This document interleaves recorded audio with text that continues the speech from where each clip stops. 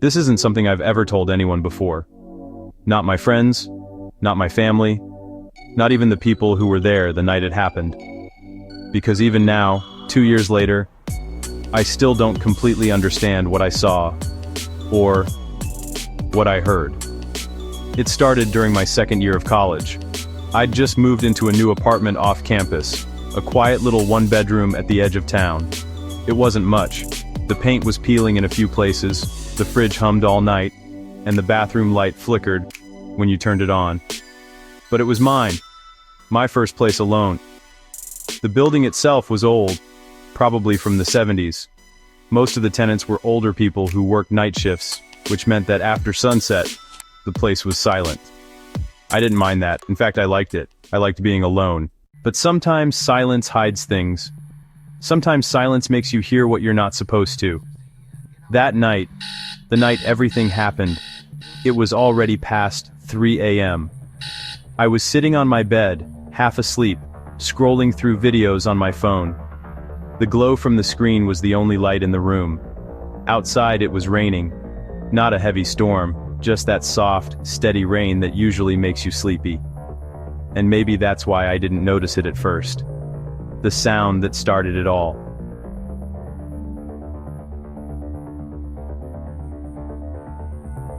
It was small, a single light tap on the glass. At first I thought maybe the rain was hitting harder, or a branch was swinging in the wind. Except there were no trees outside my window. My room was on the 3rd floor, facing a narrow alley, so I ignored it. I went back to watching my phone. Then, maybe 30 seconds later, tap, tap, tap. 3 slow, deliberate knocks. I froze. It didn't sound random. It sounded like someone knocking to get my attention. I remember feeling this weird mix of curiosity and fear. Curiosity because it was so out of place. Fear because it was 3:07 a.m. and I lived alone. I turned down the volume on my phone and just listened. The rain had stopped. Everything was still. I waited. Nothing. Then, as I started to relax, I heard it again. Only this time there was a voice. It was soft. So soft I almost thought it came from my head. It whispered, "Let me in." At first I laughed. A nervous, confused laugh. Because that's what your brain does when it's scared. It tries to convince you it's nothing. Maybe it was someone outside playing a joke. Maybe a drunk neighbor. I stood up and went closer to the window. The blinds were half closed, swaying a little from the draft. I leaned in, trying to see through the slats. But the alley below was pitch black. And then I saw it. A shape. Someone, or something, was standing in the alley directly below my window. Too far to see clearly, but tall. Very tall. It wasn't moving, just staring upward. I stepped back, my heart thudding in my chest. That's when the whisper came again, but clearer. Right at the window this time, like lips pressed against the glass. I don't remember dropping my phone, but I did. The clatter echoed through the room, and suddenly, the voice stopped. The silence after that was worse than the whisper. Then came another sound, one that still plays in my head sometimes when I can't sleep. The sound of fingernails dragging slowly down the glass. A long, high-pitched scrape. It went from the top corner of the window all the way to the bottom. I backed away until I hit the wall behind me. My hands were shaking so badly I could barely breathe. And then, it spoke again. But it wasn't whispering anymore. It was mocking. A deep, distorted voice repeating the same words. "Let me in." I ran. I grabbed my keys and sprinted to the hallway, slamming the door behind me. The sound of the rain outside was gone. Everything was silent. Too silent. The lights in the hallway were flickering. I remember that clearly because each time they flashed, the shadows seemed to stretch further down the corridor. I ran to the elevator, hit the button over and over, but it didn't move. So I took the stairs. By the time I reached the lobby, I was shaking so badly I could barely hold my phone. I called campus security and told them someone was outside my window. They said they'd send someone immediately. While I waited, I stood near the glass doors that faced the parking lot, and that's when I saw her. A woman, standing under a streetlight. She was barefoot. Her clothes were soaked through, hanging off her like she'd just climbed out of a river. At first, I thought she needed help.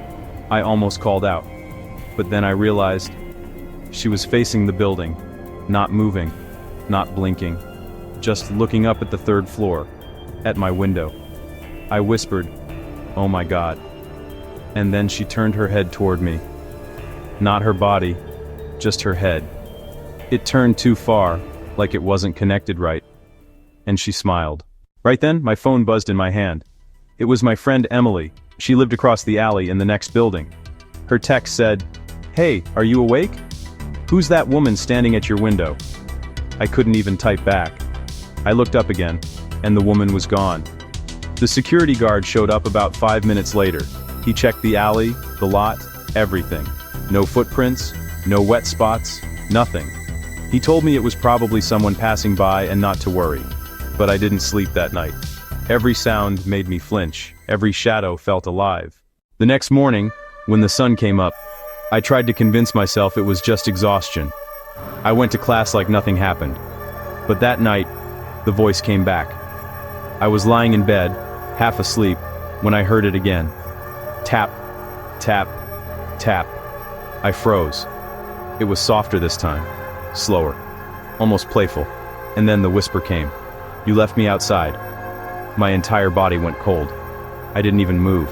I just lay there, staring at the ceiling, trying to breathe quietly.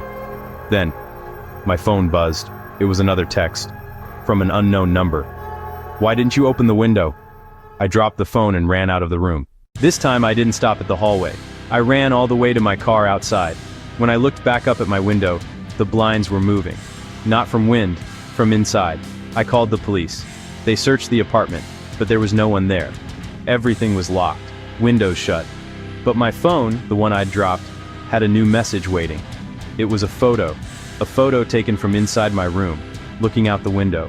You can see the alley in it, and at the very bottom of the frame, you can see me, standing outside, looking up. I moved out that same week. The building's been renovated since, and new tenants live there now. Sometimes I think about going back, just to see the place. But every time I try, something in me says, don't. Because every night around 3 a.m., no matter where I am, I still wake up. And sometimes, when the room is quiet enough, I swear I can hear that faint tapping again. Tap, tap, tap. And then that same whisper. "Let me in." Now, I know that you are scared, but before going to your parents' room like this video, and subscribe my channel to get scared every day.